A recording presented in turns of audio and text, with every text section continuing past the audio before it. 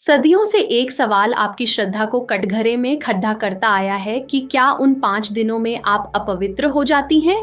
क्या आपका अपने ही आराध्य का नाम लेना अपराध है? कल्पना कीजिए, एक बच्चा मिट्टी में खेलकर आया है, उसका शरीर गंदा है, लेकिन उसकी पुकार सुनकर क्या माँ उसे गले लगाने से मना कर देती है? नहीं। फिर सृष्टि के रचयिता, जो खुद प्रेम का स्वरूप है, वो अपनी ही बनाई एक जैविक प्रक्रिया के आधार पर आपसे दूरी कैसे बना सकते हैं? विडंबना। देखिए, जिस समाज ने रजस्वला को अशुद्ध कहा, उसी समाज ने भूलवश शरीर की शुद्धि को आत्मा की शुद्धि मान लिया। आप मंदिर नहीं जा सकती, आप मूर्ति स्पर्श नहीं कर सकती, यह मर्यादा है और मर्यादा का पालन करना बुरा नहीं है। लेकिन क्या मर्यादा भक्ति के मार्ग में बाधा बननी चाहिए? आज हम उन परतों को हटाएंगे जो डर और अज्ञानता ने आपके विश्वास पर चढ़ा दी हैं।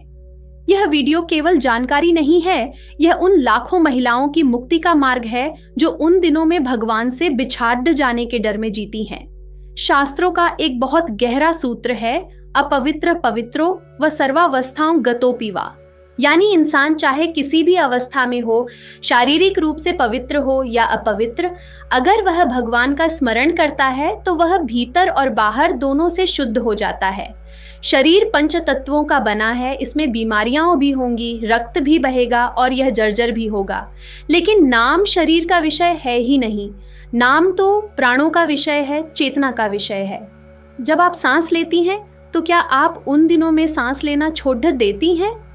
नहीं, क्योंकि सांस जीवन का आधार है। वैसे ही नाम जाप आत्मा की सांस है। अगर सांस लेने में कोई पाबंदी नहीं है तो उस मालिक का नाम लेने में पाबंदी कैसे हो सकती है जिसने ये सांसें दी हैं? यहाँ एक सूक्ष्म अंतर समझिए। कर्म कांड और नाम जाप दो अलग दिशाएं हैं। पूजा पाठ, दिया जलाना या विग्रह का स्पर्श करना बाहरी क्रिया है जिसके लिए शरीर की शुद्धि अनिवार्य मानी गई है। लेकिन नाम मानसिक और हृदय का विषय है। चैतन्य महाप्रभु से लेकर कबीर तक हर संत ने चीख चीख कर कहा है कि हरि नाम के लिए न समय देखा जाता है, न स्थान और न ही शरीर की अवस्था। क्या आप जानती हैं कि उन दिनों में होने वाली पीड़ा, चिद्धापन और मानसिक तनाव का सबसे बड़ा इलाज ही नाम है? जब शरीर संघर्ष कर रहा होता है तब मन को सबसे ज्यादा सहारे की जरूरत होती है और उस वक्त अपने आराध्य से दूर हो जाना प्यासे को पानी से दूर रखने जैसा है। अब समय है अपनी पहचान बदलने का। आप केवल यह मांस मज्जा का शरीर नहीं है, आप वह चेतना है जिसका कोई जेंडर नहीं है, जिसकी कोई शारीरिक सीमा नहीं है। पीरियड्स कोई श्राप नहीं बल्कि सृजन की शक्ति का प्रतीक है। जिस प्रक्रिया से जीवन का जन्म होता है वह अपवित्र कैसे हो सकती है? समाज की बनाई रूढ़ियों को सम्मान दीजिए, मंदिर मत जाइए अगर परंपरा अनुमति नहीं देती, लेकिन अपने हृदय के द्वार बंद मत कीजिए। माला हाथ में न सही उंगलियों पर जपिए, उंगलियों पर न सही मानसिक रूप से हृदय की धड़कन के साथ नाम को जोड़ दीजिए। याद रखिए, भगवान आपकी थाली का भोग नहीं, आपके भावों के भूखे हैं। वह आपके खून के बहाव को नहीं, आपके आंसुओं की पवित्रता और पुकार की तड़प को देखते हैं। आज से इस हीन भावना को त्याग दीजिए कि आप उन दिनों में अछूत हैं।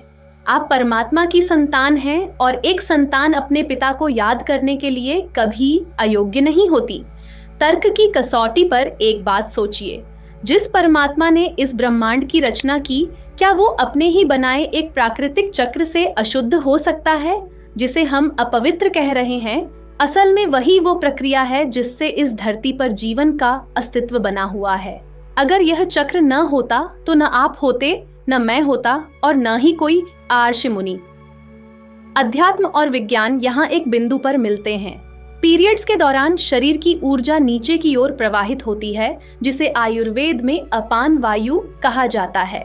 मंदिरों में जाने की मनाही इसलिए थी ताकि उस तीव्र ऊर्जा क्षेत्र में आपके शरीर के इस प्राकृतिक बहाव में कोई बाधा न आए।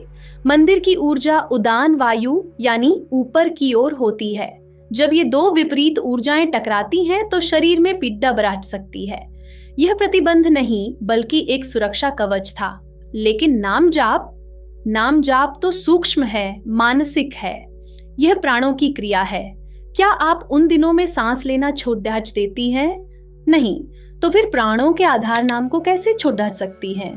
याद रखिए, शरीर के नियम अलग हैं और आत्मा के नियम अलग। शरीर थक सकता है, बीमार हो सकता है, रजस्वला हो सकता है, लेकिन आपकी आत्मा हमेशा चैतन्य और शुद्ध है। नाम जाप शरीर का नहीं, आत्मा का भोजन है। समाज ने हमें सिखाया कि अशुद्धि बाहर है, लेकिन शास्त्रों का मर्म कहता है कि अशुद्धि केवल विस्मृति में है, यानी भगवान को भूल जाने में।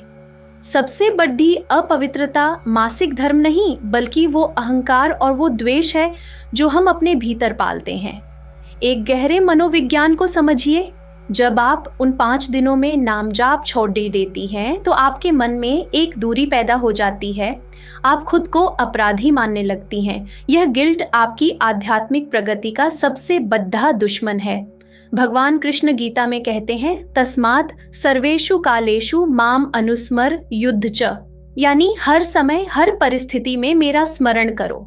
उन्होंने कहीं कोई डिस्क्लेमर नहीं लगाया कि इन दिनों में मत करना। महाभारत के उस प्रसंग को याद कीजिए जब दुशासन ने द्रौपदी के केश खींचे थे। उस समय द्रौपदी रजस्वला थी, यानी वह अपने मासिक धर्म के उन्हीं 5 दिनों में थी। उन्होंने केवल एक वस्त्र धारण किया हुआ था। जब पूरी सभा मौन थी, तब उस रजस्वला स्त्री ने अपने दोनों हाथ उठाकर पूरे हृदय से पुकारा था, हे गोविंद, हे द्वारकाधीश। क्या उस समय श्री कृष्ण ने यह कहा कि तुम अशुद्ध हो? क्या उन्होंने यह कहा कि मैं तुम्हारी पुकार नहीं सुन सकता? नहीं। भगवान ने एक पल का भी विलंब नहीं किया और चीर बढ़ाकर उनकी रक्षा की। ये प्रमाण है इस बात का कि विपत्ति में, पीड़ा में और प्रेम में भगवान कभी शरीर की अवस्था नहीं देखते। नाम की शक्ति आग की तरह है। आग चाहे श्मशान में जले या मंदिर में, वह अपनी पवित्रता कभी नहीं खोती और जो उसके संपर्क में आता है उसे भी शुद्ध कर देती है। आपका नाम जप उन दिनों में आपके मानसिक कष्ट और शारीरिक पीड़ा के लिए एक हीलिंग बाम की तरह काम करता है। उसे छोड़ कर खुद को उस शांति से वंचित क्यों करना? आज अपनी पहचान बदलिए। आप केवल यह शरीर नहीं है जो हर महीने बदलता है। आप वो साक्षी चेतना है जो इस पूरे बदलाव को देख रही है। जब आप पीरियड्स में होती हैं, तब आप प्रकृति के सबसे करीब होती हैं, क्योंकि आप सृजन की प्रक्रिया में होती हैं और सृजन करने वाली शक्ति कभी सृजनकर्ता से दूर नहीं हो सकती। शास्त्रों का सार यही है, कर्मकांडों के लिए नियम हो सकते हैं, लेकिन प्रेम के लिए कोई नियम नहीं होता। जैसे एक माँ अपने बीमार और गंदे बच्चे को गोद में लेने से पहले उसे नहलाने का इंतजार नहीं करती, वैसे ही परमात्मा आपके बाहरी स्नान का इंतजार नहीं करते। उन्हें आपकी तडीडी चिप चाहिए। मीराबाई ने क्या कभी अपने आराध्य को उन 5 दिनों में भूलने का प्रयास किया होगा? क्या माता शबरी ने राम की प्रतीक्षा में कोई दिन छोड़ा होगा? प्रेम का कोई कैलेंडर नहीं होता, भक्ति का कोई टाइम टेबल नहीं होता। अब से उन 5 दिनों को अशुद्धि के दिन नहीं, बल्कि अंतर्मुखी होने के दिन मानिए। शोर कम कीजिए, माला छोड़नी पद्धति तो छोड़न दीजिए, पर मानसिक सुमिरन की लौ को और तेज कर दीजिए। यही आपकी असल जीत है। नाम जपने के लिए आपको किसी विशेष आसन या माला की आवश्यकता नहीं है। हमारे शास्त्रों में अजपा जप का वर्णन है। अजपा जप का अर्थ है अपनी सांसों के साथ भगवान का नाम लेना। जब आप सांस अंदर लें तो मन ही मन राम या कृष्ण कहें, और जब सांस छोड़ दें तो फिर से नाम का उच्चारण करें। इसके लिए न तो होंठ हिलाने की आवश्यकता है और न ही किसी बाहरी शुद्धि की। यह जप आप लेटकर, बैठकर या दर्द से तड़पते हुए भी कर सकते हैं। और सच मानिए, जब शरीर पीड़ा में होता है, तब मन से निकली हुई पुकार सीधे परमात्मा के हृदय तक पहुंचती है। श्रीमद् भगवद गीता में भगवान श्री कृष्ण कहते हैं, नैनम छिंदंती शस्त्राणि नैनम दहति पावक, यानी आत्मा को न तो शस्त्र काट सकते हैं और न ही आग जला सकती है। जब आत्मा अजर, अमर और नित्य शुद्ध है, तो वह किसी जैविक प्रक्रिया से अशुद्ध कैसे हो सकती है? आप वह शरीर हैं ही नहीं जो हर महीने इस चक्र से गुजरता है। आप वह शाश्वत चेतना हैं जो इस शरीर को धारण किए हुए है। जब आप नाम जपते हैं तो वह नाम आपकी जीव नहीं जपती, बल्कि आपकी आत्मा जपती है। और आत्मा का कोई जेंडर नहीं होता, आत्मा का कोई मासिक धर्म नहीं होता। आज इसी क्षण अपने मन के भीतर बैठे उस डर को निकाल फेंकिए। वह अपराध बोध, वह गिल्ट जो आपको उन 5 दिनों में भगवान से दूर कर देता है, उसे हमेशा के लिए मिटा दीजिए। समाज ने आपको डराया कि अगर आप उन दिनों में नाम लेंगी तो पाप लगेगा, लेकिन मैं आपसे कहती हूँ कि सबसे बड़ा पाप तो उस परमपिता को भूल जाना है, जिस नाम ने अजामिल जैसे पापी को तार दिया, जिस नाम ने वाल्मीकि को महर्षि बना दिया। वह नाम क्या आपके शरीर की एक प्राकृतिक अवस्था से अपवित्र हो जाएगा? आग को चाहे आप सोने के बर्तन में रखें या मिट्टी के बर्तन में, वह अपना काम करेगी, वह जलेगी और प्रकाश देगी। हरि का नाम भी उसी अग्नि के समान है, वह आपके हर पाप, हर पीड़ा और हर अशुद्ध को जलाकर भस्म कर देता है। सोचिए, क्या सूर्य की किरणें किसी गंदे नाले पर पड्डी डीएचने से अपवित्र हो जाती हैं? नहीं, सूर्य अपनी जगह शुद्ध रहता है और उस नाले को भी सुखाने की सामर्थ्य रखता है। परमात्मा वह सूर्य है और आपका नाम जाप वह प्रकाश। शरीर की यह 5 दिन की अवस्था प्रकृति का एक चक्र है, कोई श्राप नहीं। यह सृजन की शक्ति है, विनाश की नहीं। विद्वानों ने जो निषेध लगाए वे आपके शरीर को विश्राम देने के लिए थे, आपकी आत्मा को कैद करने के लिए नहीं। जब आप मंदिर नहीं जाती तो आप भगवान से दूर नहीं होती, बल्कि आप अपने भीतर के मंदिर में झांकने के लिए मजबूर की जाती हैं। शरीर के धर्म अलग हैं और आत्मा का धर्म सिर्फ स्मरण है। नाम जाप कोई शारीरिक क्रिया नहीं है, यह तो चेतना का तार है जो उस परम सत्ता से जुड़ा है। क्या आप अपनी सांसें रोक सकती हैं? नहीं, तो फिर नाम की सांस को क्यों रोकना? आज इस क्षण अपने भीतर की उस ग्लानि को जड्डीएच से उखाड़ फेंकिए। आप केवल एक मांस मज्जा का शरीर नहीं है जो हर महीने अशुद्ध हो जाता है। आप वह चैतन्य तत्व हैं जिसे न अग्नि जला सकती है न जल भिगो सकता है। अब से जब भी उन 5 दिनों में आपके मन में यह डर आए कि क्या मैं पाप कर रही हूँ, तो मुस्कुराकर खुद से कहिएगा, नाम जपना पाप नहीं, नाम को भूल जाना सबसे बड़ी अशुद्ध है। आपकी भक्ति किसी कैलेंडर की मोहताज नहीं है, आपकी तडडे इच्छप ही आपकी शुद्ध है।